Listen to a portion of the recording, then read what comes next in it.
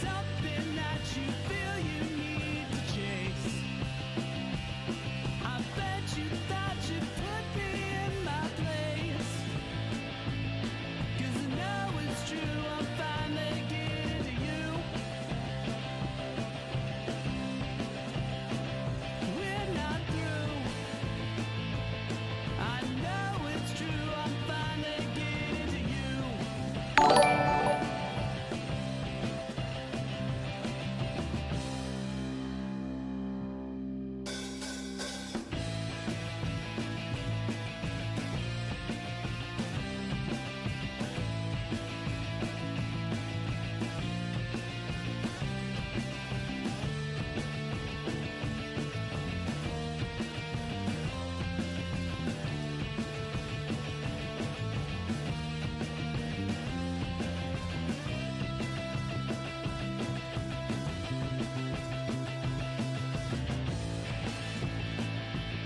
Yeah, I know it's true, I'm finally getting to you. We're not through. Yeah, I know it's true, I'm finally getting to you. You can run, you can hide, but inside, I'm finally getting to you. Yes, it's true. I still love you, but I am getting to you.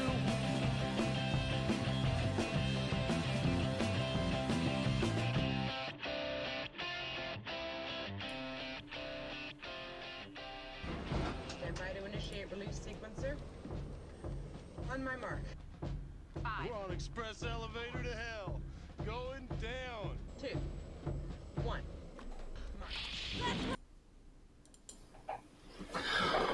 Welcome back to the Resupply with me, Guy Not Here. And me, All-Star Scout DK. Boy, we just really nailed that intro. Totally. Bringing you your semi-regular double tap of all things Space Marines and Laser Force related. Obviously, we're one person shy this week, but it's the one person who we're never shy of because Steve-O decided that he needed to go to Australia or some bullshit like that. So you get me and DK today by ourselves. Oh, I can't go to Nats. Oh, let me just go to Sydney instead. What a poser. Man doesn't have his priorities straight. Yeah, it's not ideal. It's not ideal. You can hear me twice? How about now? Can you just hear me once now? Hey, he's the ammo so nice, you gotta hear him twice.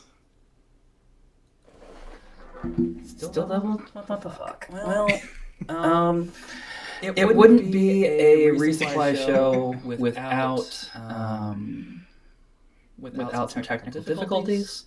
So maybe it's this. How about now?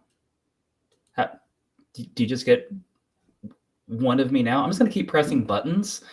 Press those buttons. All right. Cool. All right. We're on track now. Houston, we do not have a problem. We have plenty of problems, but we also have neither the time nor training to get into them. So, that's fine. So, yeah, welcome everybody to our, I think this would be typically our second favorite show of the year, where we recap the Nats that we just played. I mean, that seems pretty reasonable. Again, Steve-O not being here, well, I mean, we FOMO'd him so much that he streamed for 40 straight hours, pretty much 4 Nats with commentary. Madman. So that was pretty freaking great. And we will be talking more to Steve-O next week with regards to the stream and how that experience was for him and how much FOMO he actually had doing that, because I'm sure it was a lot. So who's crazier, the person who doesn't go to a tournament and streams it for 40 hours and commentates the whole thing, or the people who actually were at the tournament, played the whole thing, and are now watching 40 hours worth of VODs to go back and watch the entire tournament? Who's crazier in that setup? Yes. The answer to that question is yes. They're equally crazy in their own ways. Maniac, you heard the stream was great and all the stats worked perfectly. That's I mean, correct. No fuck ups, absolutely at all. Nothing. no, there were no fuck ups with the stream. Actually, I think the stream actually did go off pretty smoothly from what I understand. The stream And itself, I mean, it looked great. They're just some of the graphics pull-ups, it was pulling the wrong images or it was referencing the wrong statistical box. It's all sheets and tubes and all kinds of stuff happening with the internet. Look, the point is we cobbled this thing together with a bunch of like duct tape and Scrabble tiles and stuff like that and sent out a worldwide broadcast to people who are in multiple hemispheres run by someone who was not even there at the tournament. So all things, I think they did pretty good. So I'm not going to complain too much. yeah, no, it was definitely one of those things that the VODs that I've gone back and watched, and admittedly there haven't been that many just because I haven't had time to go back and go through everything that I've wanted to. But the stuff that I have watched is like, oh damn, like the bar has been set. Like, sure. like we have set, bars at different times for different things in terms of the interactivity of Nats for people that aren't there. We had, the first, the first time in Ballarat where we recorded games and put them on the internet later. The first time that we actually streamed games at, I think that was 2012 was the first time we actually streamed games. Did we stream that year? I can't remember if we streamed or we just recorded. I know we definitely streamed by 2014 in Brisbane. We may have done it before that. I just can't remember. No, we did stream in Sacramento in 12 because Sanch paid for something so that we could do it. Yeah, you're right. Okay. So that was about the start of that. But yeah, it has gone through a few iterations, and a bunch of us talked during the week that we think that this will probably be seen as another one of those kind of stepping stone foundational Nats, that it's like, okay, maybe we didn't get everything right this year, but everybody's going to say, okay, but that's the year that we kind of changed course and started doing things right. Sort of like that transition between 2010, 2011 of, look, we got the international players over here. We finally had like a full Southern Hemisphere team. Well, I guess we did in 04 as well, but in the modern era, like in getting a larger tournament together where we actually had, people come from overseas and do that kind of stuff. And then, we were able to transition to having the proper rule set in 2011. And things kind of went from there. So we had the stream, we had the early versions, we got chat involved. Now it's gone up another level. And so we're going to see how it continues on from there. But if for some reason it doesn't, because that's a lot of work that people weren't compensated for, like, I'm glad that it happened at least once. If this isn't an every year thing, that's okay. But at least we have sort of the groundwork and the legwork that's been done now. I say we, like I had anything to do with it. The people who did the stream, right, who worked hard on that kind of stuff. And I know how hard they worked on it because they were just bouncing ideas off of me. But yeah, it was fantastic. And you guys, I think, had a lot of work that is now done and it can be built upon, but it's not as hard as building it from scratch. So I'm hoping that will make the transition a little bit easier. Much like stats got a lot easier after 2011 when Ben was just a little gremlin in the corner just being like, stats, precious stats. I mean, to be fair, I'm typically always a little gremlin in the corner during Nats when I'm not in games. And even when I'm in games, I'm sometimes a gremlin in a corner. So, it's fine. What can you do? Give people lots of shots and lives depending upon what I'm playing. So that's what I can do. So, but yeah, non Laserforce related, how have you been since you got back?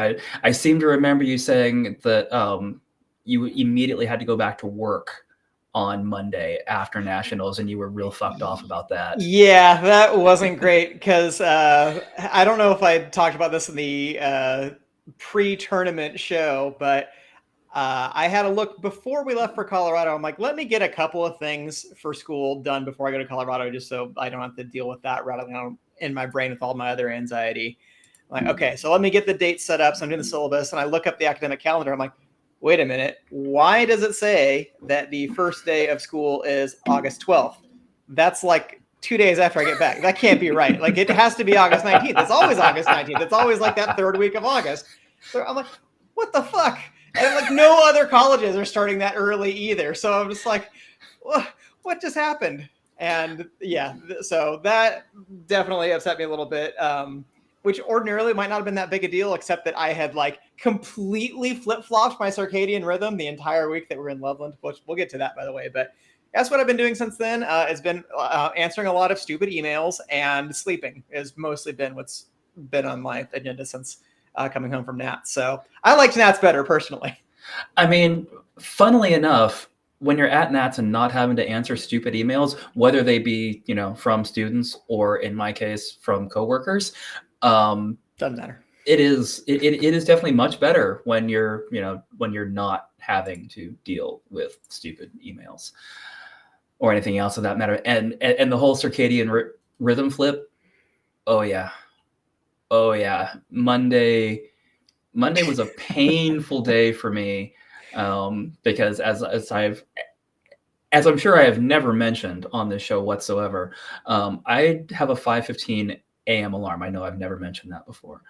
And basically the entire week of Nats, I know I didn't get to sleep before like about 4 any morning. Yeah, 4 is pretty usual, I think. Which is fine. In terms of like, I'm a normal, that is actually my normal sleeping rhythm. The only reason that my alarm is when it is because I like money and my job requires me to have a 5:30 a.m. call.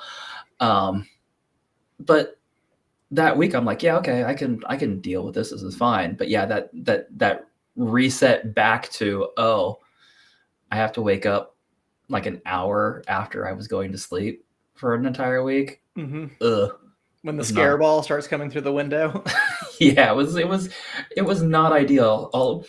Although it is actually at the point now where when I wake up, it's no longer light out. So that's both good and bad.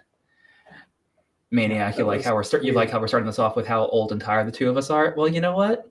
Facts are facts. I don't know what to tell you. Yeah, it was a grueling week as far as that kind of neurological punishment goes, shall we say.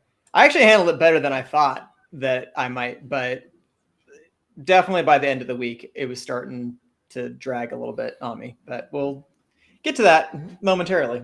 I mean, we have so much to talk about from Nats. The stories are endless, but at least to kind of get our feet wet here, thought that we should probably do just kind of a broad overview as we did last year, and then we'll get into more of the nitty gritty when we have more people there, because this is just going to be our recap, which we were on the same team, so probably we have a lot of the same experiences. So we'll bring in some other people in future weeks to talk about how the tournament went, because who knows how it went from anyone else's perspective.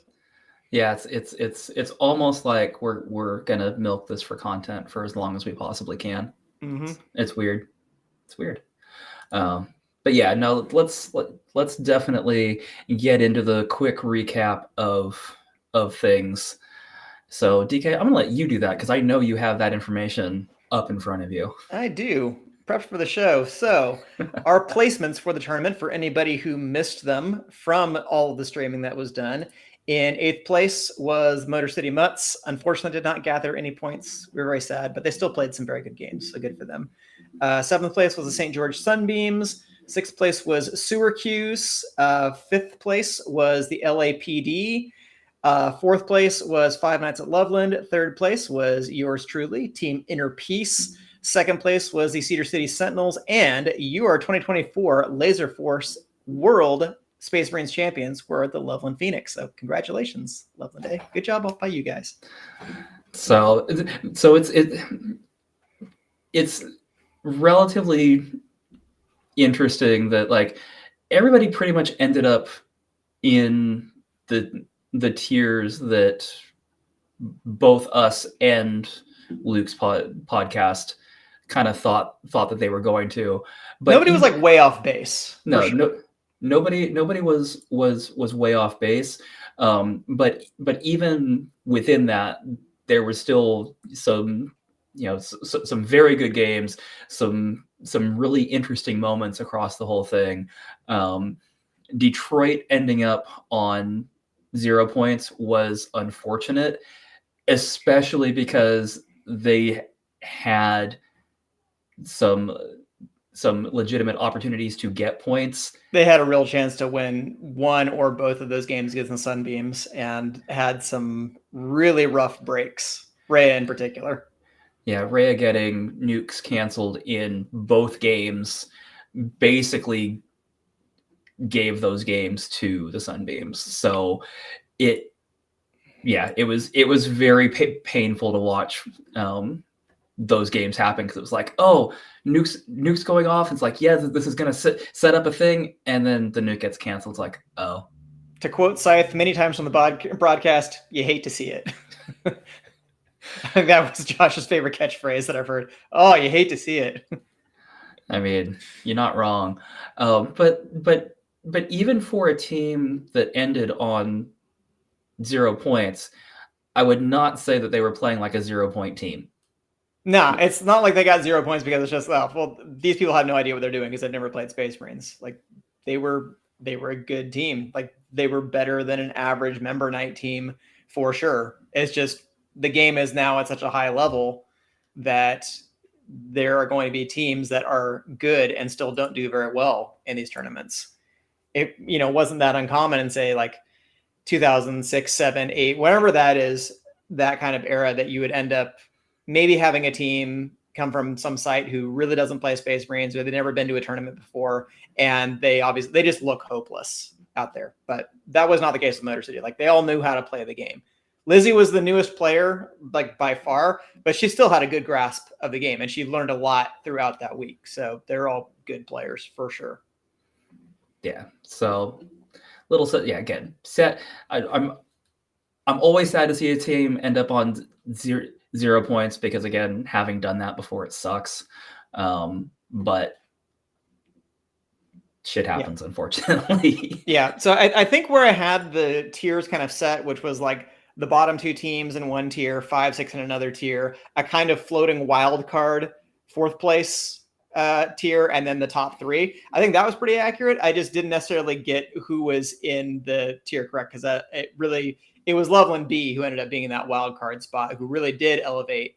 And some of the concerns that I had for Syracuse going in, Beans' injury, the inconsistency of their roster, and inexperience in the field, that ultimately kind of came back to hurt them.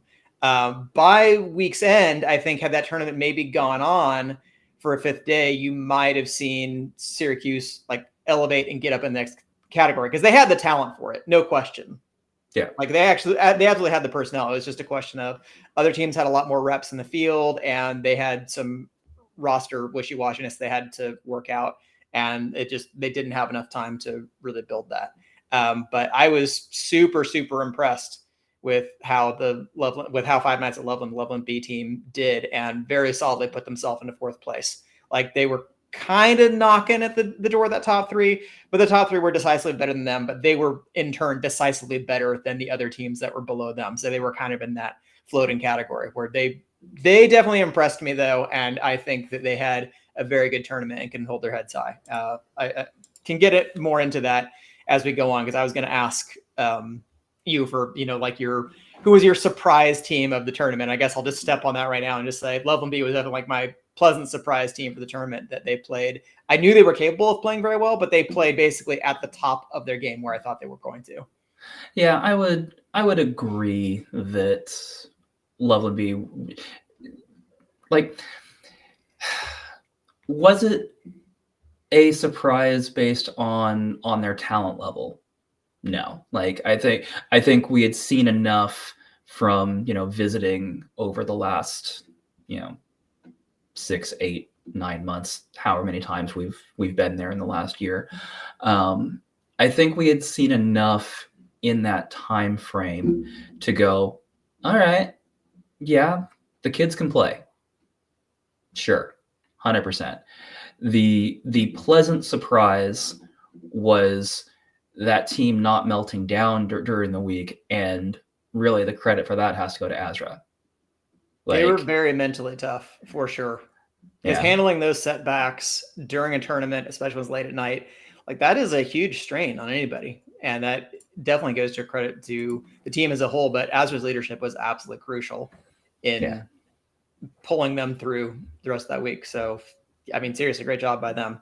Because again, when we were talking about the other teams, like putting them in the 5-6 tier was never meaning that to be an insult. The only reason that comes up is like literally all the other teams that I was potentially ranking above them all have people who have won tournaments on them. Like it's just always kind of a question mark until people actually follow through and do the thing with the tournament. Yeah. But like, even though that's not a podium finish, it was 4th place. It's still top half of what I think was a super stacked field.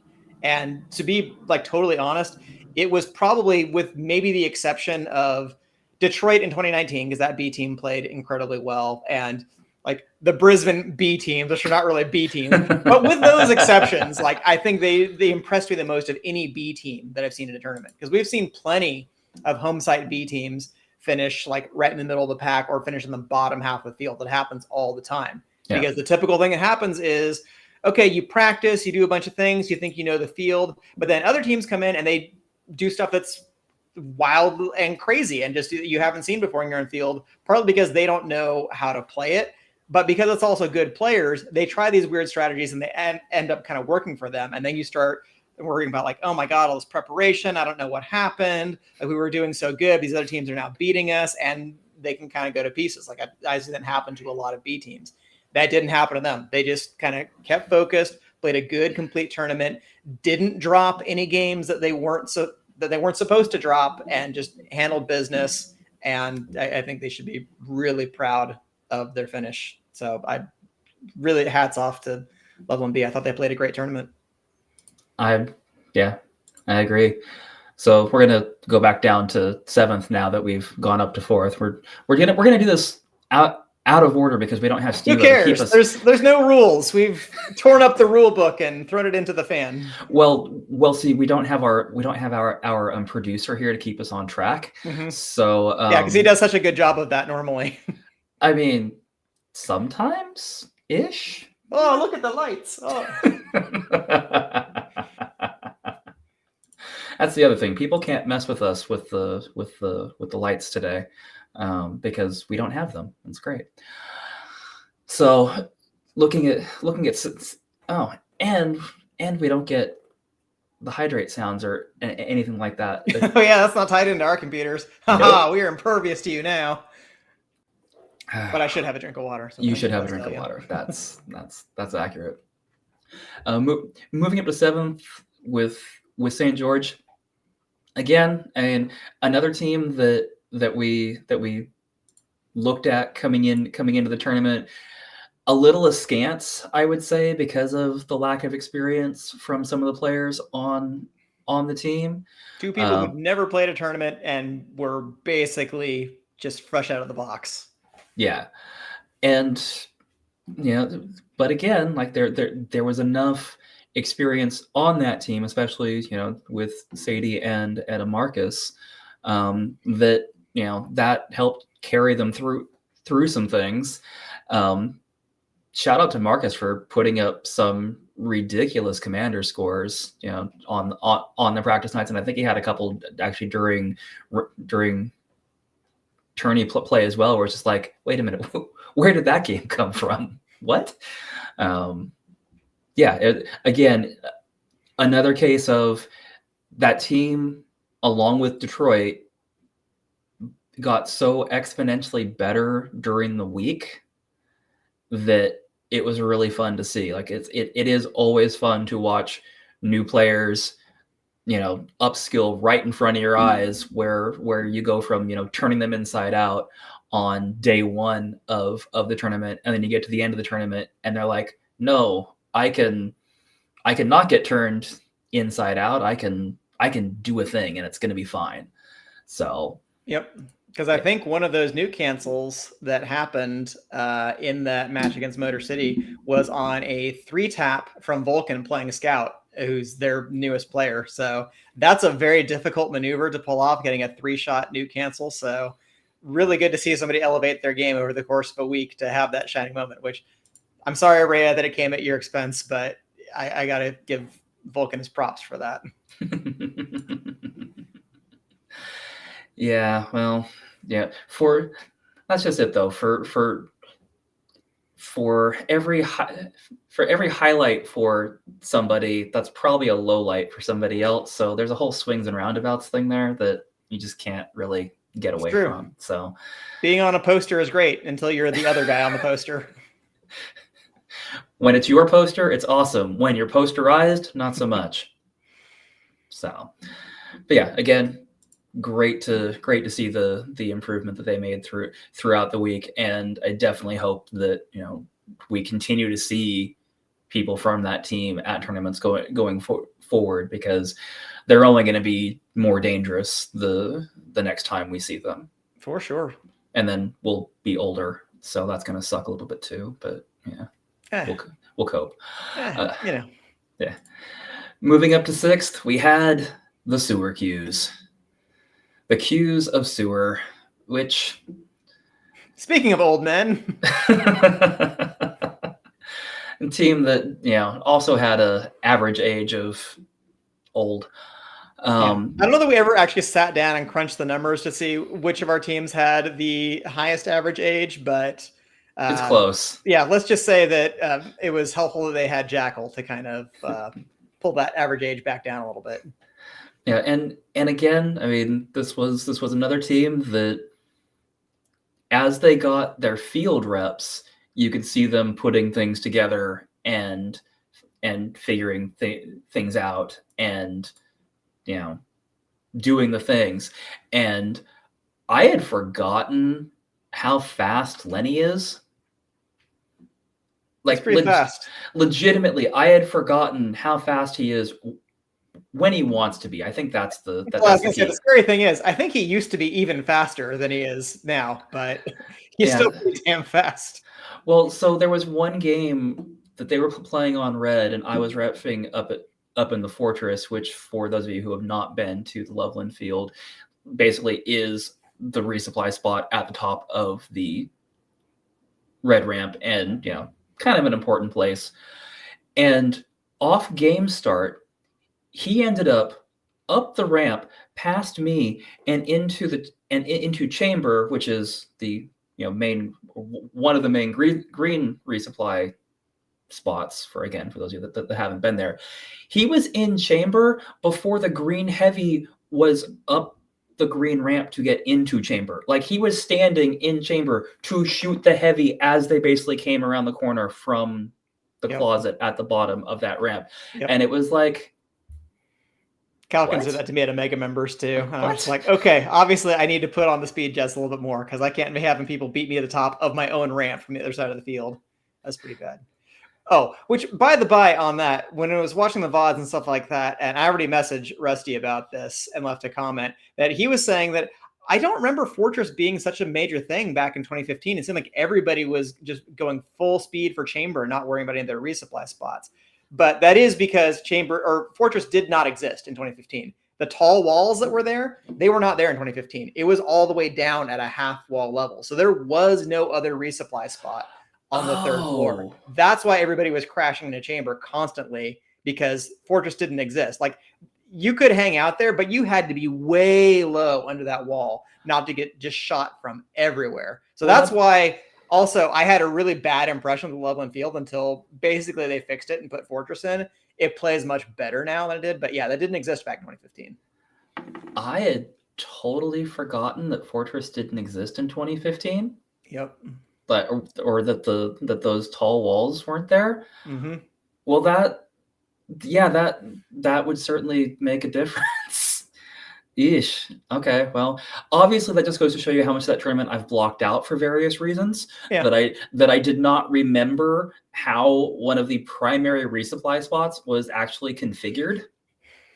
So, okay. Well, that's a thing. Yeah. But anyway, back to Syracuse.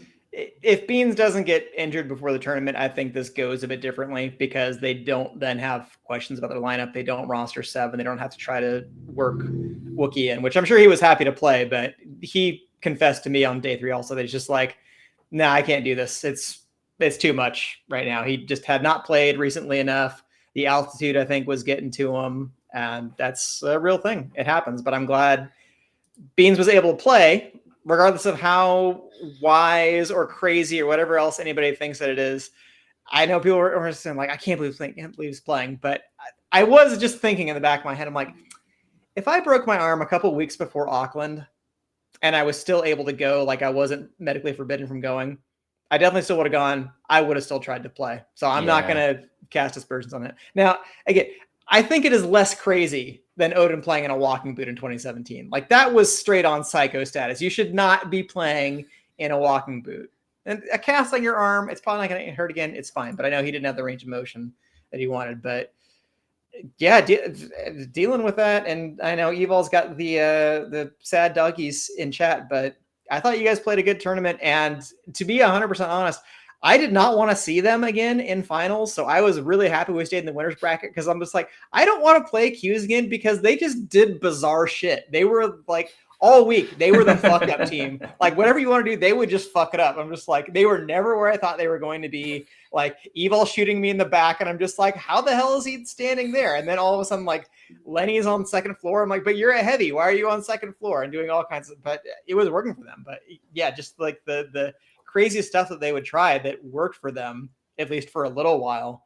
I don't want to have to think that much in a game because they just do crazy stuff.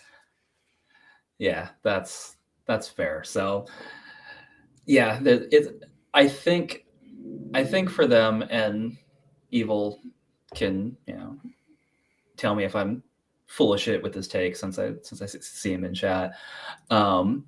I feel like this tournament for Qs is kind of a tournament of what could have been or what might have been had Beans not been hurt. Because just losing what one of your one of the best impact players in the country, and then getting him back, but only getting him back at a rough percentage. We'll say like 70%. Yes, 70% max of what he normally is. Like, it makes a difference. It is hard to overcome one of your best players being 30% or more worse than he should be because of an injury. So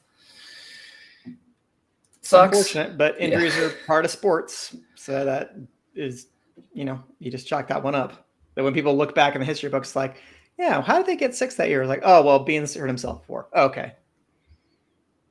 And we move on. Yeah, just one of those things. Russ, 70% of Beans still did some work. Oh, 100%. 100%. Yeah, they were still good. That was a good team. Again, like, you just look at the load of talent on that roster. That's not a team that would ordinarily get 6th place, except that this was a tournament full of really fucking good players. And it's just not like it used to be, where if you had like 3 decent players, like, okay, well, we're getting top 3 for sure. Because just there's not that many good players.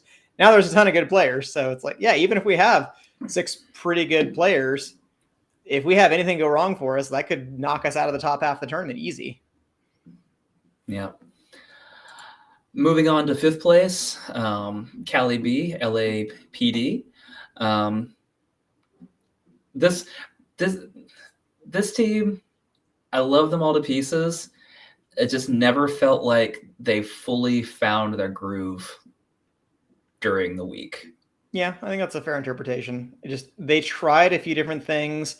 It was mentioned on stream a few times, but it's another one of those chemistry issues that it's like they found what I thought was a lineup that was working for them, but then they still kept tinkering with it. And I was like, guys, you should have just built on what you knew was working. Like, once they moved Snowflake to commander, they had Odin at heavy. Like, that seemed to be their strongest lineup, but then they were still kind of moving pieces around, doing this or that. And they were kind of always going to have some kind of little gap in either their front or back line, regardless of what they did. But I think that was probably about the strongest they could have done. And I think they maybe should have rode that a little bit longer or tried to solidify that a little bit more going to finals rather than continuing to shift their lineup around. But what do I know? The team that won the tournament shifted their lineup all the fucking time. So maybe there's just we'll get to them. More layers of this that are involved than I want to say.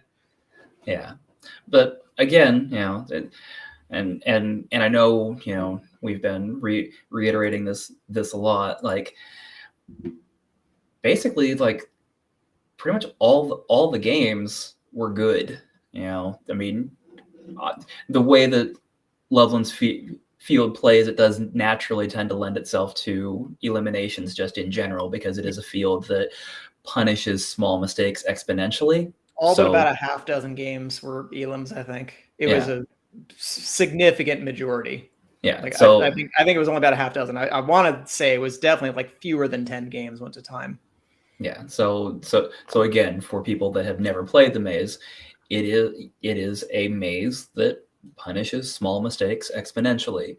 It's not like a Detroit, which you can make a mistake and recover because the arena is so big, and you can fall back to different places and reset, recover, and be okay. It's big and relatively closed. Loveland is, square footage wise, it actually is pretty big, but it's so open that it's just, you don't really have a lot of breathing room unless you really know your routes very carefully. And you really do have to kind of plan not just where you're going to go, but where you're going to go based on where your teammates are and where you think the enemy is likely to come from. So this positioning is way more crucial, where it's like so many arenas, okay, we get kicked, everybody fall back into this corner, grab a couple of resupplies. You do that in Loveland, you're just asking for one commander or one heavy to come in and completely crumple your back line because they come right off the ramp and they see you there and just, there goes your team. Yeah. So, it happens. Yeah. It did. But yeah, again, like it was good games, and yeah, just again, it's another team where I think if we'd had another day, if we had another day, or if they were practicing regularly, if they'd practiced more as a unit, and similar thing, I think with Motor City, with the Sunbeams, even with our team, I think if we'd had a few more reps to like practice together, we could have maybe ironed out some of those rough spots, and they could have ironed out some of those rough spots too. It just, as it was, like in a fairly short tournament where there's a lot of really good teams, they kind of just got caught in the middle. But I don't think it's necessarily a bad finish by LAPD. It's just, they maybe ended up a little bit disappointed from where they were, but it's a really strong field is the thing. And yeah, just those little things like, maybe they should have solidified their lineup earlier, but there's a lot of what ifs that go into that. Truth is, it was just a pretty stacked field. Like I can't look at any of the four teams that finished above them and say that, well, this or that team didn't deserve to be there. They should have beat that team. Like, I don't really feel that way. Even if you say they had the experience relative to Loveland B had the home field advantage, and they used their cohesion as a unit to elevate over the other teams that I think were kind of in that same tier with them, because LAPD had chances to beat them. Syracuse had chances to beat Loveland B, but they weren't really able to get there because every time Loveland B made a mistake, they actually recovered pretty well, and they managed to pull it back in game. And even in cases where they may have had their medic die first, they usually were able to kind of recoup and regroup and counterattack in a way that meant they were still able to finish the game out, maybe even eliminate the other team. Yeah, fair call. Fair shout. I don't think I have anything necessarily to add to that, and I think we've already talked enough about Five Nights at Loveland finishing in fourth earlier. So they did good. Wait, and I talked to Azra about this, I think the last day of the tournament, where a bunch of us were saying like, "You guys have played really well this week," and Azra was basically saying, like, "I appreciate that, but we hear that a lot from Loveland A. Like, oh, you guys you're doing so good, you're developing all this stuff." But you kind of need to hear it from some outside sources, because it's like your mom telling you that you're pretty. Like, okay, that's very nice, but you have to say that. Like, you need to hear it from somebody else who's not super close to the situation. And I think that they definitely earned the respect of all the other teams that were there, because I know other teams were nervous about facing them. I was nervous about facing them. It's again why I was glad we stayed in the winners brackets. We didn't have to play them again, because both in round play and in pod play, they pushed us pretty hard. They did, for sure. And now we move up to third, which is us. Yay! Who cares about those guys? I know, we're a bunch of dickbags with a podcast, right? I don't know. While it would have been nice to finish higher, I can't say that third isn't a fair result. Yeah, for us. Like, we both said it going in, like, third is a satisfactory result. Like, well, I might not be happy with that, but that's fair. Like, I can't take anything away from the other teams that beat us. Yeah, when you look at our games with Cedar across the tournament, we played them 6 times, and we won 3 and lost 3. Yep. We just happened to lose 2 of them at exactly the wrong time. So, happens.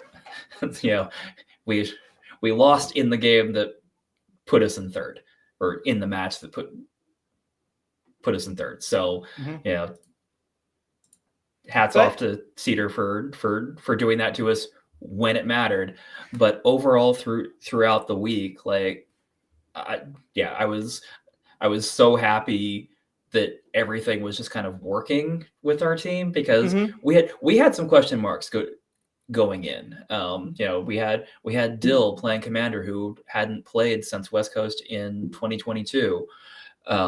We had me and Applesauce playing Resupply, and we had never played on the same team together ever before this.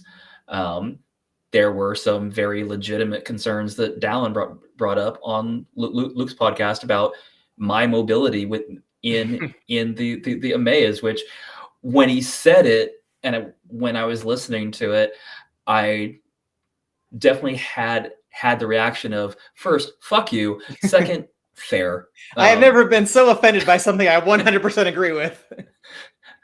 Well, and the reality is, like, on the Mega Members Nights that we'd been doing, me getting up and down the ramps had been an issue. Like, I'd had some definite challenges with certain things. So my solution was go and spend $80 on a knee brace, which worked. Magic brace right there. Magic brace worked very, very well. It was pretty amazing. Turned back the clock 10 years on this man. Yeah, it was pretty amazing being able to get up and down ramps without feeling like my knee was going to buckle on me. So I think that's just a reality that I have to accept, that anytime I play tag in a maze with ramps, so, anywhere but Syracuse, that brace is going to have to come with me now. That's just how that's going to be. 2, you want the brace tested for PEDs? If we're calling braces non-standard Laserforce equipment now, then about half the players in our scene are going to have to retire, because there's definitely some players who cannot get by without their bionic enhancements, so to speak. But legitimately, it was a question mark coming in, because we had kind of 5 out of 6 of us pretty much solidifying the roster by the start of the year, and there was some discussion about who to take as a 6th player. I was really pushing for Than, but the rest of the team, I think, had some legitimate kind of misgivings about the mobility issue in particular. And I was like, guys, if we bring him in, like, Than will do the things that he needs in order to get himself conditioned for this tournament, whether that's getting a new knee brace or just doing some more training that is a little bit above what is needed for American Members Nights. I'm like, I don't have any doubt that he will elevate and get himself to the place where he's good to play. And they accepted that, and they're just like, okay, yeah, let's definitely take Than as our 6th. And I can guarantee you there is none of the other 4 players on the team regret that decision at all. I think everybody had a blast playing with you, and it was great not to have those question marks in the back line, because even though you had not played a tournament with Applesauce, she hadn't played with you, I had played Resup with both of you historically, and I'm like, You're not going to have any problems. I trust you two to figure it out. And that was how I felt pretty much from minute 1, because I had told people, I'm like, that's why I consider Than to be my best teammate of all time, and I don't dissent from that opinion now. All right, you're gonna make me blush and cry here. So, we're gonna move the fuck on. Yeah. Just, Well, the last thing I will say is that things were really clicking for us, and I think Yeah. we had a working system. We kind of played just good, fundamentally sound tag throughout Agree the with that. week. I think that there's a small part of me that thinks that maybe we're a little bit of victims of our own success because we were doing the things that worked, and things work until they don't. Right. And Cedar introduced a new strategy in the final game that we played against them, and we didn't adjust quickly enough to that. And partly that's because like we've been winning. We've been doing good. So it's like when you're winning, you want to keep doing things that are consistent. And I don't want to say the team that loses has an advantage in that sense, but a team that loses, they realize they have to change something about themselves in order to move on and do something else that is going to change the momentum of the tournament. Like we did that last year. I've seen teams do it in the past, like whether that's switching a lineup or trying some new strategy wrinkle, and it doesn't always work. Yeah. See finals 2013. And trying something new and crazy didn't work, but sometimes it does work, and it worked against us, and we didn't respond to it in time. Like I had time basically in like the couple of days after, I've been like, yeah, I think I know a better way we could have played against that, but just didn't come up with it quickly enough. But not to make any excuses. They play great. They beat us. They won. I take my hat off to them. Yeah, Cedar definitely turned us over that second game of that match, and it was very unpleasant for me and Sauce. But you get they that. Put the exclamation point on it. Yeah, the first game that they did elim us the first game of that match, but it was like close-ish, and we're like, okay, as long as we can turn a few things around in game 2, but we still have a good chance to win this match. But then, they maybe they got some good shots on us early. We weren't really able to recover. They didn't let us breathe, and that was all she wrote. But hey, let's talk. I mean, I want to say a little bit more about some of the players that we had, but I'll be going to get to that when we get to surprise players and stuff like that. So let's talk about Cedar. Those assholes. who we love, by the way. Yeah, no, we do. I mean, going into the tournament, both of our teams were like, basically said, the consensus was that both teams were pretty much on the same level in terms of expectation. Both teams were kind of expecting second, third, and whoever got one was probably going to get the other, and that was kind of how people were viewing things, and that's what happened. I mean, they came out, they played their game, they got beat, they made adjustments, they did the things that good teams are supposed to do when you get beat. They made adjustments. Yep. And their history of playing with each other, I think, made a big difference there. Is that even though Chaser didn't have a ton of experience in that arena, Metalface was being asked to do a little bit more than he had been asked to do at previous tournaments. Like just that kind of cohesion with each other, especially in their frontline unit of Slaughtermelon, Snuffles, and Thunder. Yeah. I mean, I don't think that I need to really tell people about the level of respect that I have for them, because I had selected them and really meshed with them going into that Auckland tournament, and I thought they were some of the best players in the US, and I still believe that. So I have nothing but respect for them and their accomplishments, and it was just good to play some super entertaining games with them. I think that even the games where they got beat, we got beat, that everybody kind of was able to shake hands afterward and say, you know what, that was a really fun game. We had a good time playing against you guys. And there was some like between Cedar and Loveland Day, there was some like, rah! But like anytime that we played Cedar or we played Loveland Day, it was like, oh, that was fun. Good game, guys. So. Yeah. Again, like while it would have been nicer to finish second, because it's always nicer to finish second than third. And even nicer to finish first and second. For sure. Exponentially better to finish first and second. Exponentially, but I don't think that was ever really seriously in the cards, and we'll get to that. We'll get to why, yeah. Yeah. But yeah, the 100%. Hats off to Cedar. They played a great tournament. They won games when they needed to win them. They made the adjustments that they needed to make.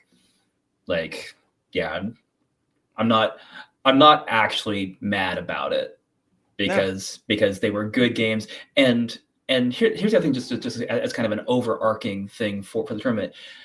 The games, by and large, were exceptionally clean. Were there some challenges with specific players that needed to be worked through at various times? Yes, because that always happens. There's always something.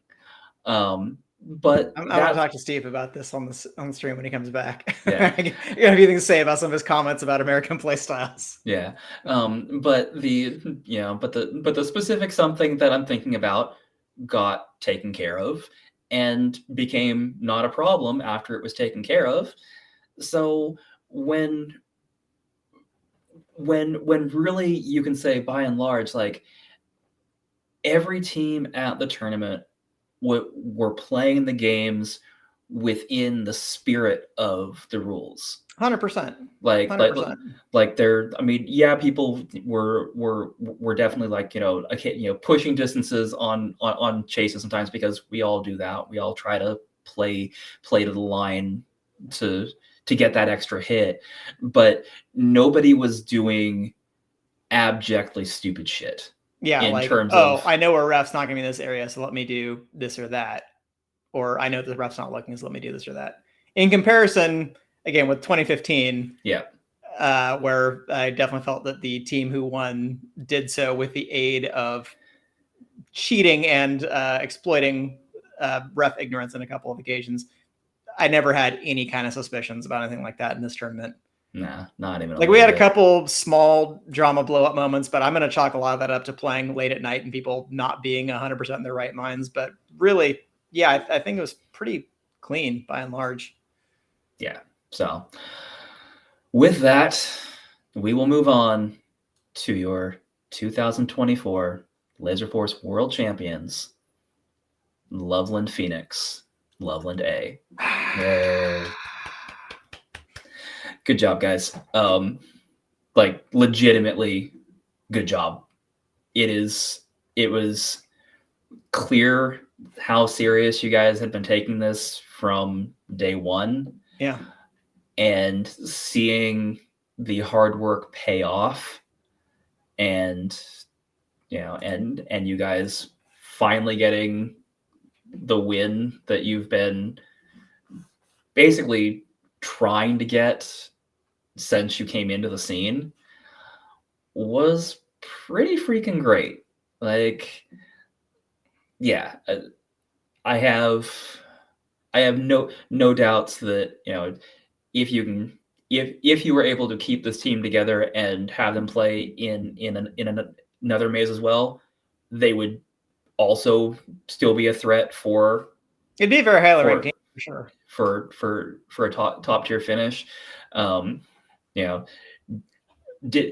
Was there some home field advantage? Of course there was. You had 8 months to practice in your own maze.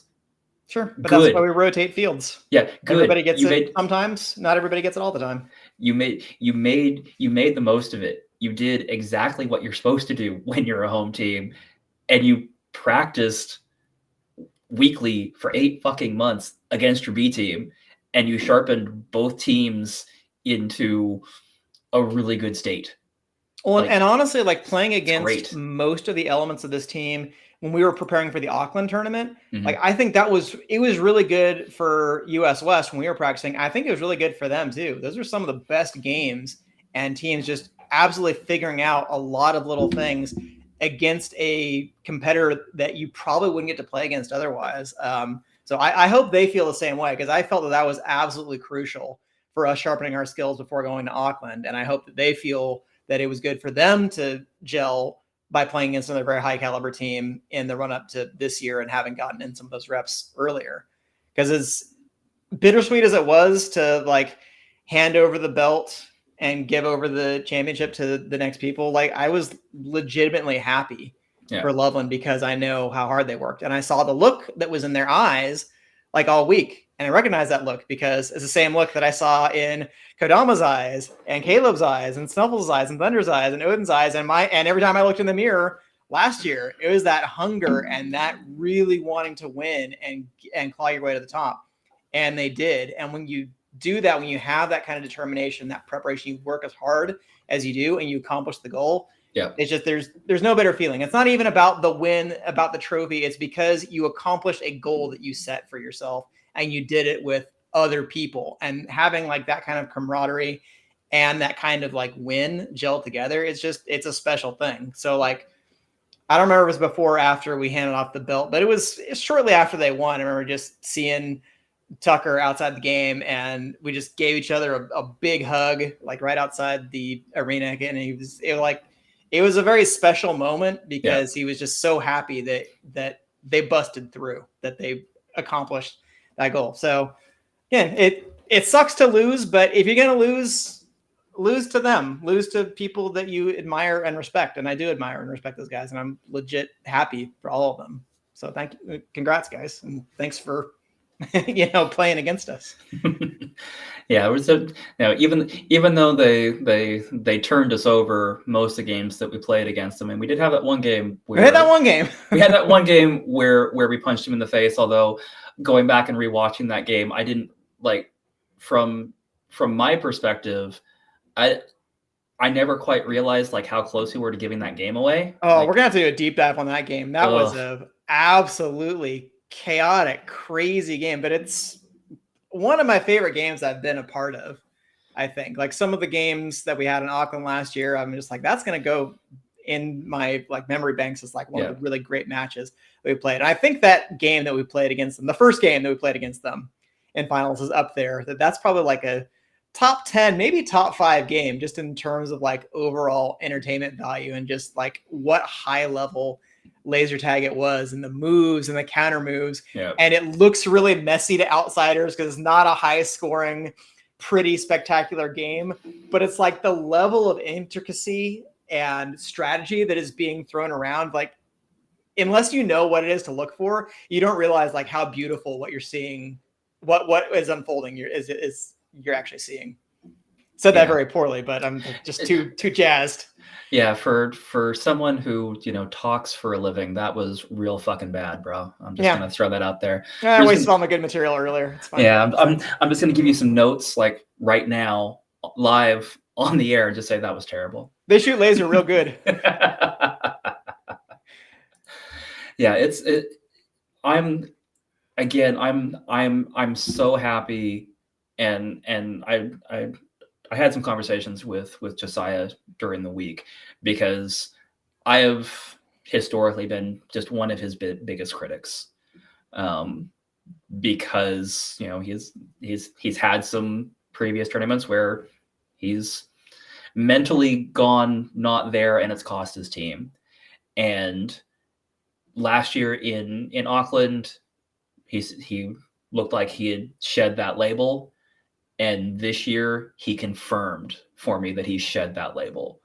And so I'm of two minds on this. One, I hate that there is no longer a distinct weakness that can be picked at when he's on a team. I do hate that. Not really, but but I am so fucking happy that he's gotten to a place now where his mind's right, and he can just go in and just wreck people, because he's always had the talent. He has always had the talent, which is what made some of the action so frustrating to watch. Because like you're a top tier player if you could just get it together. And he's gotten it together, and it's fucking awesome. Yeah, and now it's like imagine you have like the kryptonite spear, and you're about to like stab Superman with it, but then he just grabs it and crushes it in his hand, and you're like, "Well, we're fucked now." Yeah, like that was watching Josiah and those. So 2 things that happened in the final match that they played against Cedar. So in the first game, Luke was pulling a nuke, and Caleb had what I think was one of the most heroic nuke cancels I've ever seen in my life. He basically booked it from closet up in a chamber all the way up the green ramp, like fought past 4 people, put them all down, came around the corner, put Luke down, canceled his nuke, and it like barely phased level. And they're like, okay, that sucks. We got a nuke canceled. Let's readjust and let's move on. And when they readjusted and they just kicked Cedar downstairs after that, I'm like, yeah, they ain't losing. Like They're clearly in the zone Yeah. right now, and there's not anything that can be done to rattle them. And as soon as that game was over, like literally the second that they got the notification, and like someone were looking a little bit elated. I just saw Josiah, and then he's like, I don't want to see any of you guys celebrating right now. We have another game to play. Take off your vest. There's going to be no celebrating until we win that next game. I'm just like, okay, the dude, he's locked in. He's locked in. He's keeping the team focused. He knows what to do. He's ready to go. They're ready to play. And I did not see anybody beating them. And that was, I mean, it's cool to see when teams are really firing on all cylinders like that. Yeah. So, and I'm impressed both with them and Detroit in 2019, rostering 7 and like switching your positions around during the week. Like I've been on teams where we've had to do that, but it runs through a counter to my philosophy of how I want to approach a team. Like I would prefer that it's like we find what works and keep riding it until it works, until we have some reason to change up. Like let's try to reinforce things that we're doing and continue to build on that. Yeah. Where you keep changing your lineup around, you throw in more question marks. If you lose a game, you're like, well, should we go back to this other thing that was working? Should we keep trying the new thing? So, but I think they kind of always had that lineup in their back pocket, the one they ran against, basically against us and against Cedar in finals. Yeah. When I was sitting down and thinking, I'm like, what is the best lineup that I think they can put together? That was what I came up with. Was I'm like, yeah, probably Luke Commander, Josiah Heavy, put Brahmatized and Ghost at Scout, and then have Simply Okay and Tucker running Resup. And that is, in fact, what they ended up winning, or what they ended up running in the finals. Even though Mischief had played Heavy pretty much all week, I was like, there's something else that gets unlocked, I think, with that combination of putting kind of Luke's tactician mind in it, Commander, and just Josiah's absolutely smash mouth style at Heavy, because he can play like a Commander or a Scout in the Heavy role. And that, as we've seen time and again, is utterly devastating. That in that field, on that team, there wasn't really anybody who could match him head to head. Like he had a bit of a leg up. And that's why I would say that I felt this way last year, but definitely after this year, like he has put himself in the top tier of US talent, which I think that's a wider tier than it used to be. But it's like, if we had to even draw a line within like the elite of the elite, like Josiah is definitely in that sphere. And I like alongside, I would put, Slaughtermelon, Kodama, who are in the very top echelons. I mean, there are plenty of really excellent players who are in there as well, but they were real standouts, I thought. Yeah, I would agree with that. So there are your 8-team recap. So hooray. Again, great fucking tournament. So many good games. So many players getting so much better during the week, which again is always a thing that should happen during a Nats and does and did. And so many players where it's like, okay, I really hope you keep playing, because you're going to be dangerous, or more dangerous, if you keep playing. Mm-hmm. So, yeah. So let's cover off some of these other awards that showed up, around the week. I want to start with Rookie of the Year, because do it. Because Rookie was, Rookie's always that flashy position. People are like, hey, who's the new up and comer? And this year it was Strikva from Five Nights at Loveland. Very deserving. Happens to be Tucker's younger brother. I'm sure there was no nepotism involved at all. I counted the votes, and I had Emily watching me to make sure there were no shenanigans that were going on. So yeah, no, I know there was no nepotism going on there. No, Strikva just played an absolutely devastatingly good point farming, nuke dropping commander. Mm-hmm. For that week, got a pretty good number of medikits too, and had a good number of medikits. But the thing that was sticking with me game after game after game after game was just the actual points he was putting up. Yeah, it was like, where are you finding these points, you asshole? Well, Strikva does the thing that I think a lot of really excellent commander players do, because I have seen this in players, for instance, like Thunder, Scythe, Rusty. So anytime I'm mentioning you alongside those three players, you're probably doing something right because Generally, they're yeah. excellent players. Yeah.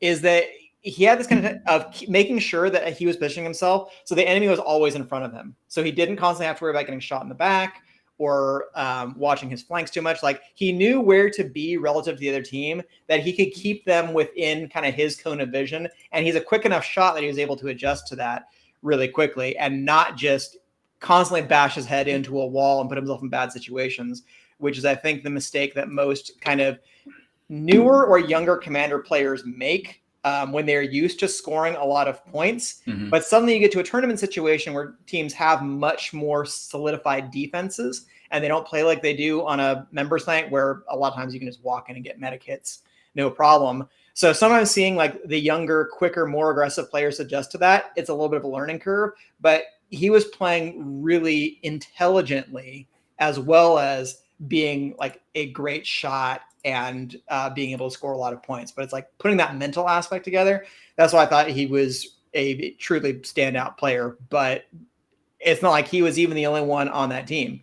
We talked a little bit about already, like Azure really was kind of the organizational force on that team and kept their back line under control and was managing the flow in and out of resupply really well. Because boy, where have I seen a player like that before who manages like the whole team from the back line and make sure that everybody is managing the resources appropriately?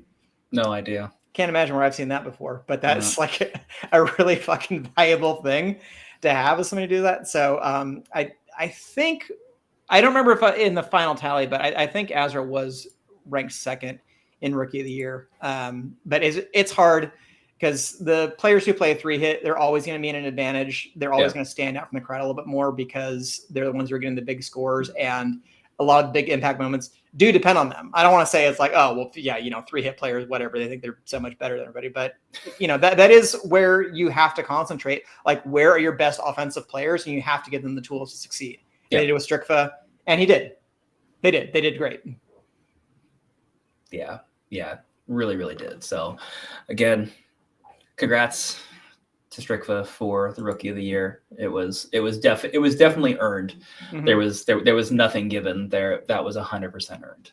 Yeah, but other people that I saw really elevate their games during the week, like I think the Rook also had a really good case. I think from somebody who I think was still respected going into the tournament, but it was Eli's first tournament. Wasn't sure how those things were going to click, and the Rook had some really good games and had some really solid, aggressive scout play that was in there. So that was really impressive to see. And I certainly wouldn't knock anybody who voted for the Rook either, because I thought they had a great stand-up performance. Jarrett Ghost, I know, was technically a rookie. I think some of the shine can work. It's like, yeah, but you're playing with A team. You're already considered to be a really good player. Like, you'd already played in like the West Coast, the duos. So I think even though it was like, yeah, letter of the law, you're a rookie, I think in the minds of a lot of voters, it's like, but are you really a rookie? So I hope you don't feel like too left out in that regard, Ghost, because it's like, you played a great tournament. You were on a great team. You got the trophy that you wanted, which is the first place trophy. Like, you would have been a very deserving Rookie of the Year as well. But I think that rookies who put themselves in a position to stand out from the crowd more, which if you're the commander on a B team, there's going to be a huge spotlight on you, much more so than if you're rotating around on an A team. So that kind of like pressure and stuff, like seeing that kind of pressure build up and Strickfa being able to harness it and turn themselves into a diamond instead of a lump of coal. It's, very impressive. For sure. All right. So that was Rookie. Who was Golden Gun again? I know it wasn't me. Golden Gun was Jackal. Good old Jackal.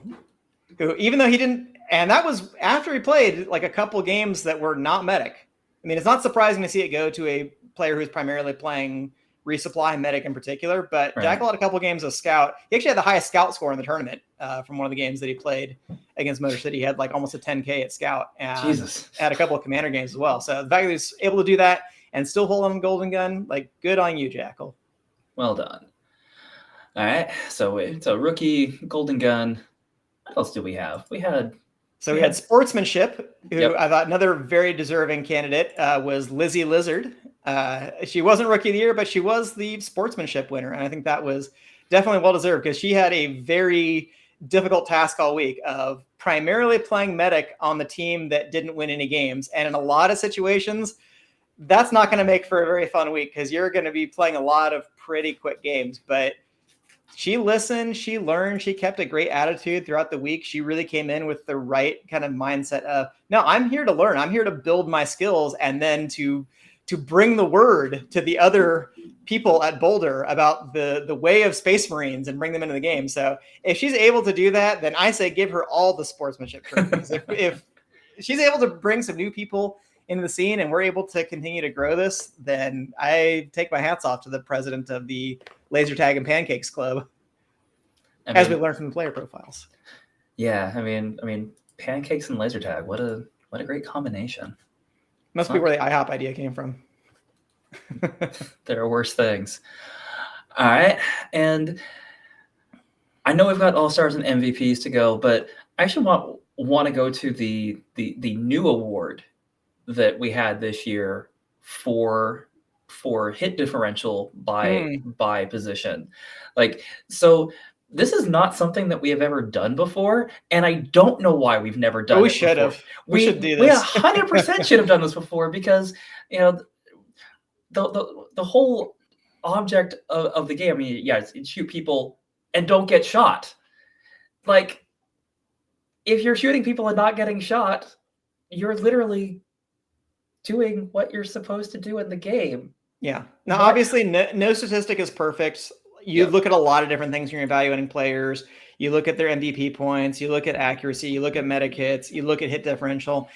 And like, on their own, those don't tell a story. Because you could have a great hit differential if you only shoot 3 people in the game and then you pretty much never get shot. You just get nuked out. You could have a great hit differential. But usually that's not what's happening in the game. And the players who I think got these awards were people who really were trying to maximize their efficiency with the team. And I do tend to put a lot of stock in hit differential when I'm making like close judgment calls between players about who kind of fits in what role and who maybe should be given a nod over another person. Fully agree. So you've got those in front of you, as I do. So let's run those. And yep. So at the resupply positions, Loveland A took home both of the top hit differentials for ammo and medic. Simply Okay had it for ammo. Sergeant Tecker had it for medic. I should have written down exactly what the hit differential was, but you can look it up on lfstats.com and you can see everybody's hit differential, and you can sort by it, both in the master for the tournament and for each individual position. So go check it out. Good job.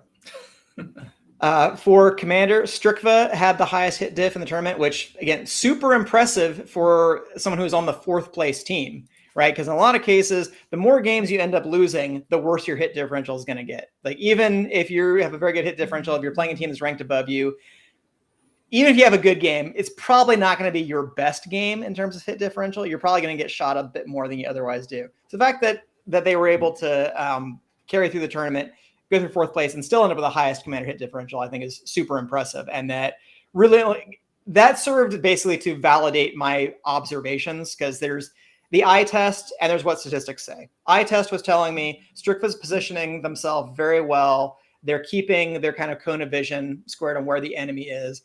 And then seeing the hit differential, that confirms for me that it's like, yeah, I wasn't what I was seeing actually does match the data that's out there, that they were not giving up silly trades or giving up, silly 1 or 2 taps in the side when they're going on their attack runs, which is huge for a commander. Well, I guess we can talk about this now, because the scouts who had the highest hit differential in the tournament was me and Thunder.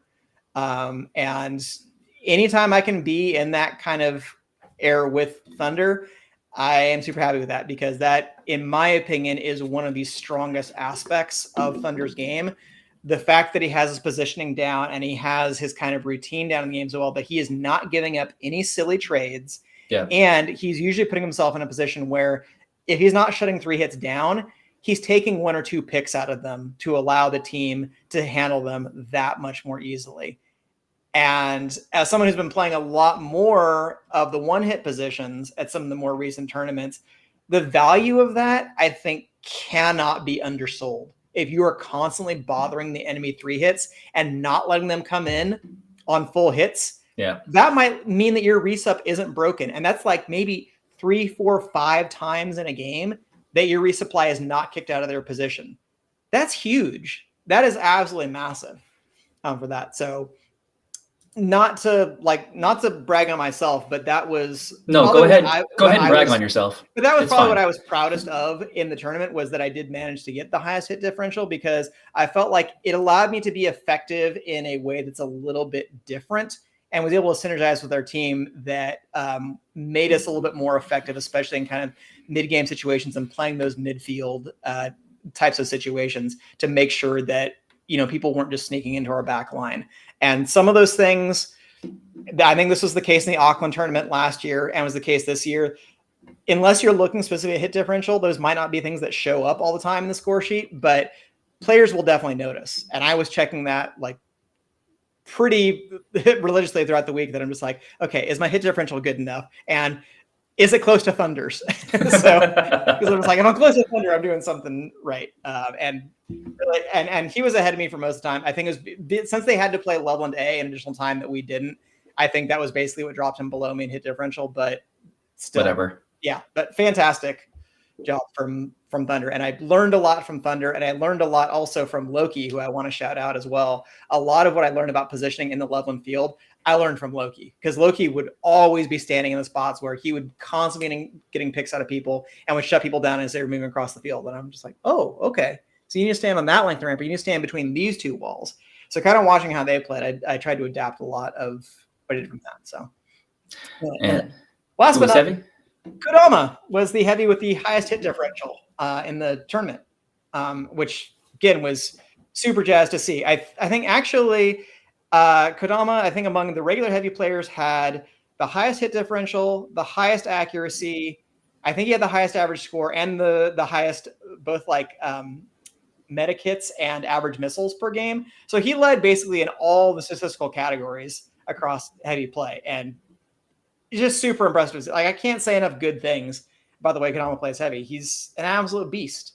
He's like, I never worry. I'm like, the back line, we have Kodama playing heavy. I have Than and Applesauce playing resupply. I don't need to, like, I didn't have to worry at all throughout the entire week. I'm like, whatever's happening in the back line, they'll take care of it.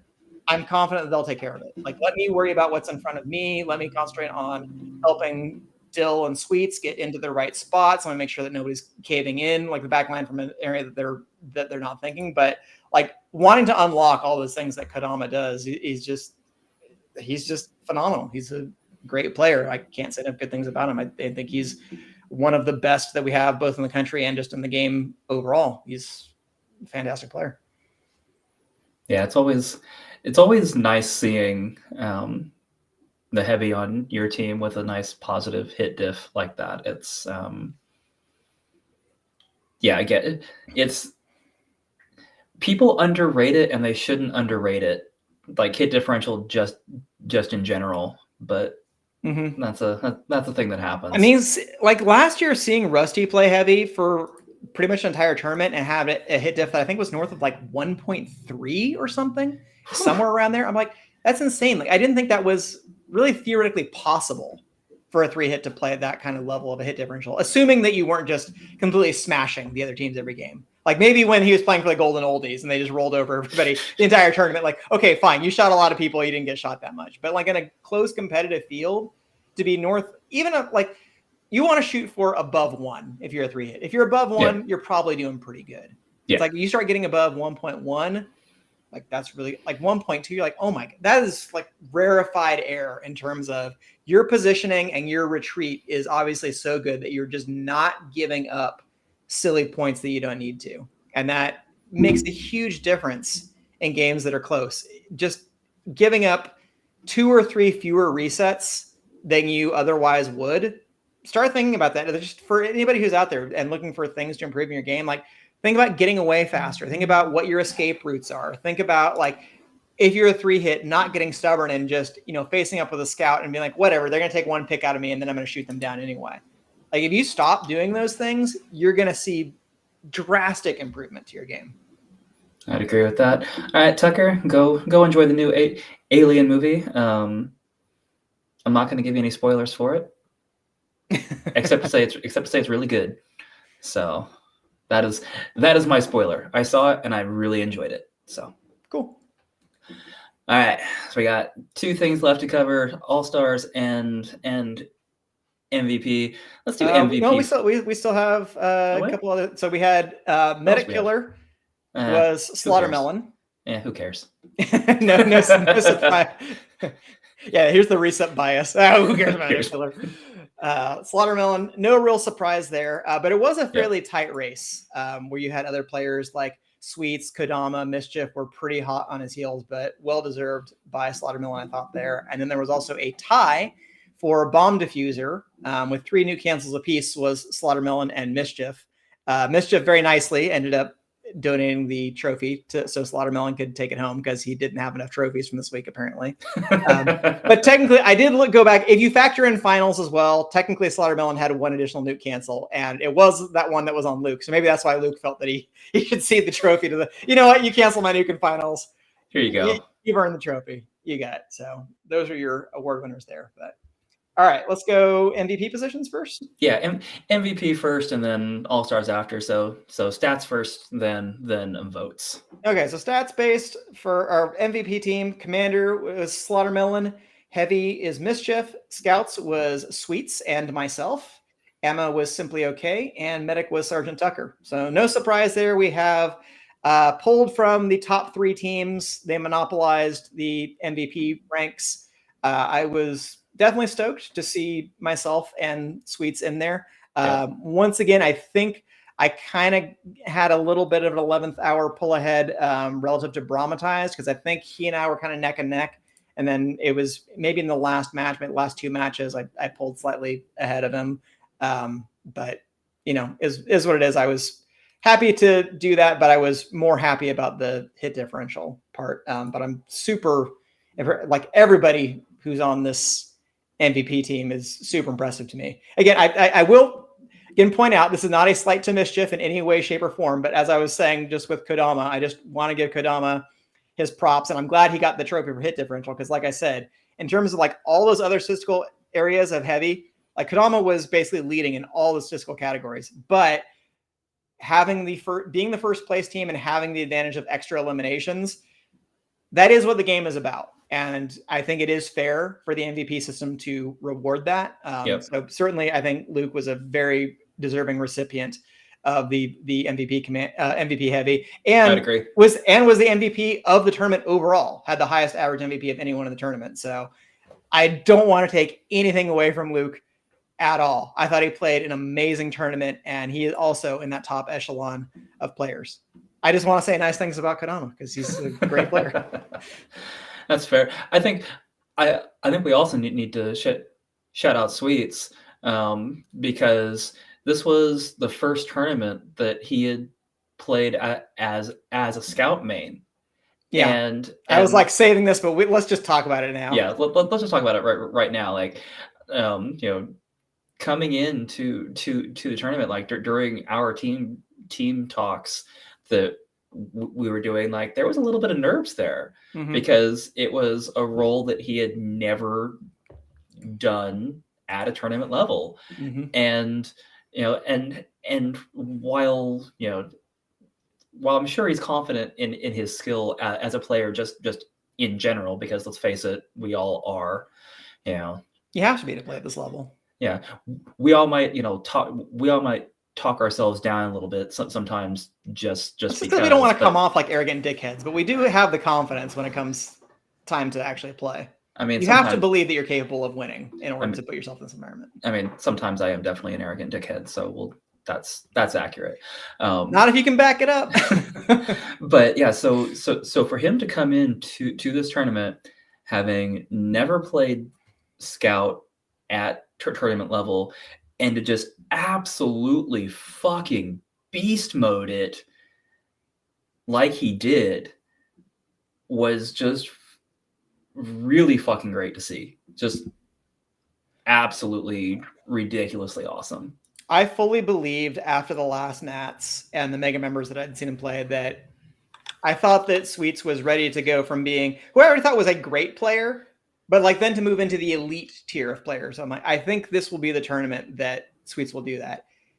But even that, I think he exceeded my wildest dreams of how well he played in that tournament. Because my only concern coming in was I'm just like, I don't know if if our styles of playing Scout will mesh, if we're gonna have to make a change there. Am I gonna have to shoulder a little bit more of the offensive load to go along with his team? Like, is he gonna maybe play a little bit more tentative because he's used to playing Resupply and those things? But all of those, any question marks I had were dispelled like pretty much from the first couple of games that we played. For sure. Because not only did he play like out of his mind well, he played well in such a way that we complemented each other. I felt like about as well as scouts possibly could. I could not have asked for a better scout running mate than somebody who played the way that he did.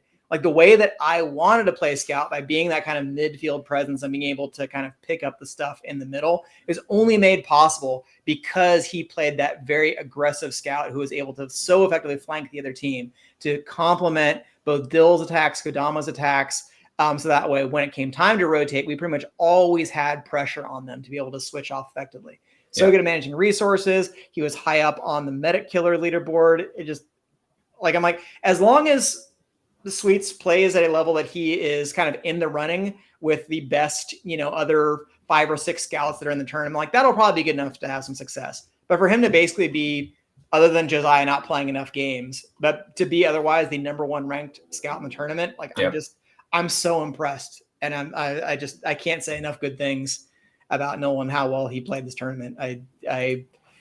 The only way I'm going to accept being the number 2 ranked scout is if I have the number 1 ranked scout on my team. And I did. So I'm so happy to see it. And I'm so happy for Nolan and for our team because that was absolutely huge for us, how well he played throughout the week. So it just, in terms of like, who is your surprise player, surprise team in the tournament? Like I wasn't surprised because I knew that he would play at that level, but he exceeded even what my expectations were. So I hope that Nolan, you're proud of how you did, because I'm super proud and impressed with how you played that tournament. I thought you were fantastic, dude. Yeah, I have nothing additional to add to what DK said. It was great. Yeah, I mean, when it's like you have the scout running mate who does like the other half of the things that you want to do. Like that was what I thought made Snuffles and Thunder so effective last year, is that even though they played scout different from one another, the way they complemented each other was so crucial to our team's success. And I felt that we had a version of that this year as well. It's just a shame that we didn't have more chance really to practice it and to build that rapport. Because I think if we did have time, and I maybe had a little bit more time to kind of learn some of the ins and outs of how Dill likes to play, that maybe we could have done even better. But again, I'm not disappointed with how we did. Yeah, no, I'm with you on that. All right, and last but not least, the player voted All-Star Awards. The All-Star Awards. So we have a few repeats in this category because once again at Commander we had Slaughtermelon, at Heavy we had Mischief, at Scouts we had Sweets and myself, but then we had different resupply combination. Your All-Star Ammo for 2024 was Old Man Dan. I knew he could do it. Yay, go me! I've added it to my collection. Yep. Yeah, it's well deserved, bro. And who was Medic? Medic was Meds, the medic who doesn't know that he's a medic because he likes shooting other medics too much. He does that a lot, and it's very frustrating if you're the other medic. Yeah, I was happy I got 5 or 6 medic on medic hits last year in Auckland. He had 13 or 14 or something in this tournament. It was just crazy. I mean, now granted, it's a little bit easier in Loveland because you have the advantage of being upstairs, but he was able to use those kind of gaps from the 3rd floor looking down and Fishbowl and looking over the 2nd floor over Faro and that whole area. He put himself in great position to be able to help his team a lot as medic. And I put a lot of stock in that as a resupply player. If you're putting yourself in a position, not just to hide in a corner and conserve your lives. Conserving your lives is important. That's the number 1 skill for a medic. But to then have a medic who can elevate beyond that and be a real contributor to the team, I really do feel the meta is moving in a direction now where you really can't have any blank spots on your roster. If you want to compete at the top level, all 6 of your players got to be able to contribute and they got to be able to shoot when push comes to shove. And Meds is definitely on that list of medic players.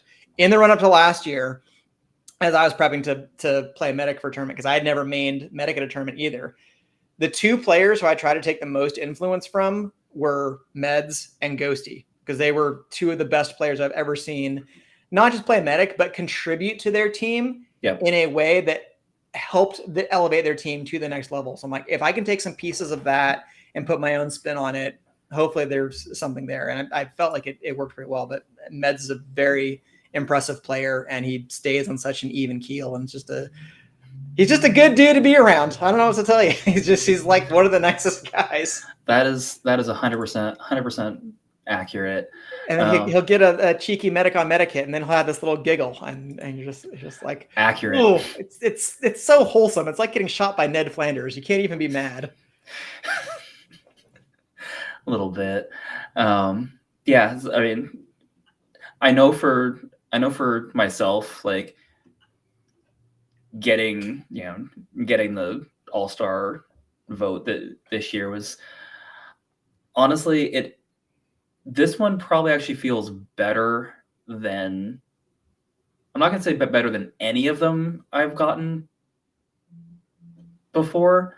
I know what you mean though. But it definitely feels pretty damn good, because the last time I played at a tournament where I was really playing for something really was 2018.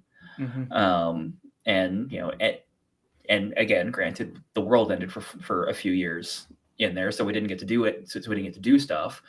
But since then, like anything that I've done has been kind of like, okay, yeah, I'm just doing a thing and not necessarily doing a thing.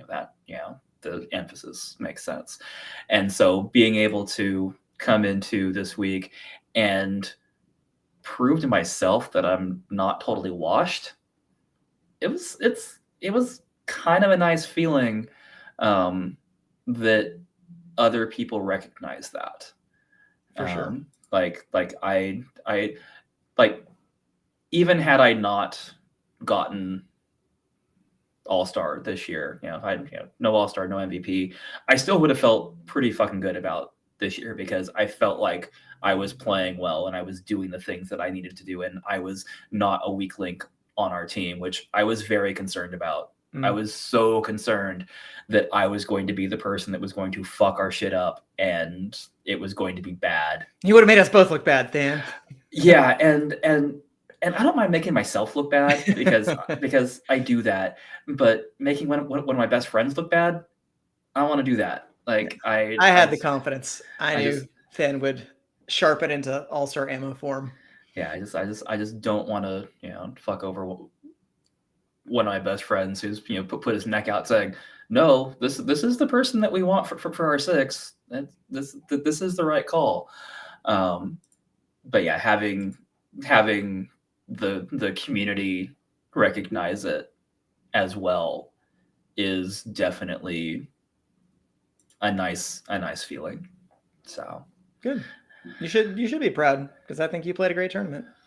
So. And similar, I feel about the All-Star Scout thing. And all I would say on that is, in looking over the field, to me, I would consider there to be a few acceptable votes on this. I know technically Fear Turkey, he didn't play enough games to qualify for MVP. If he'd played, I think, 2 more Scout games, he would have been ranked number 1. And that's fine. That would have been a good choice. And if people voted for Fear Turkey, would have been fine with that. If you voted for Fear Turkey or Brahmatized or Thunder, any of those I think would have been fine. If you voted for any of those 3 over me, great. I take nothing away from those players. But I also, if anybody voted for anybody over Nolan, if anyone didn't have Nolan on their ballot, you guys are smoking crack, because Nolan played a fucking great tournament as a scout. Is all I can say about that. So if you want to leave me off the ballot, fine. But leave Sweets alone. Sweets deserve that spot on the All-Star team 100%. I'm very proud to stand alongside him. Like I said, I was happy with my hit diff in particular that tournament. Definitely, like, Sweets got more of the MVP points like on the medic killer side, because he was one of the top ranked players as a scout for getting medic hits. I was getting mine a little bit more on the shooting 3-hit side. But I really like doing that as a scout and piling up hits against opposing 3 hits and being really annoying to them. So we got to do what we liked. It was fun. Yes, you did, and did it pretty effectively. So yeah, so that's everything I think from this year as far as awards. Um, I think this is a good place to leave it because next week Steve-O will be back, so we'll have our producer. So we'll have, if not the same technical issues, just different ones, because that's how that goes. You can tyrannize with your lights again next week. It's fun. Exactly. And next week we're also going to be having Luke, so Mischief from Loveland, come on as well. So we will get we'll get some different perspective. We'll go into the stream a little bit. We'll get a real winner in here. Yeah, we'll go into some of the stories and shenanigans, because oh god, do we have a few of those? Oh, we got stories, but we're saving those because we got to see Guy Not Here's reaction. Yeah, that's going to really sell it for us. Yeah, there is definitely one between me and DK that I am so eager to hear Steve-O's reaction to it. I'm proud of my All-Star awards, but I had a couple bangers when it comes to maybe plays that weren't exactly All-Star level last week. Yeah, you did. It was pretty great. So, yeah, we're gonna end it here. We're gonna let everybody, get back to their evenings or mornings, depending upon where in the world you are. So we will we will see you guys next week for more of our bullshit shenanigans. So quick for this set week, of thank yous. Yep. Thank you to LLT for hosting. Thank you to Tucker for organizing. Thank you to all the captains. Thank you for everybody who helped out with the stream. Guy Next Door, Scythe, Luke, everybody who was involved in the stream production process. Thanks to Caleb for getting Liquid Death sponsorship.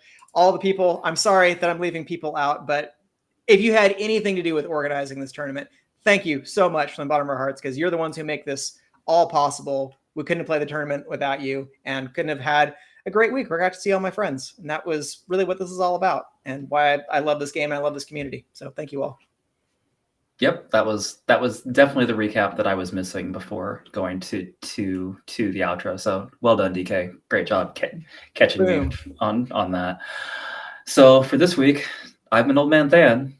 I've been All-Star Scout DK. Always remember to backtrack, kids. We will see you next week. Kakitiano.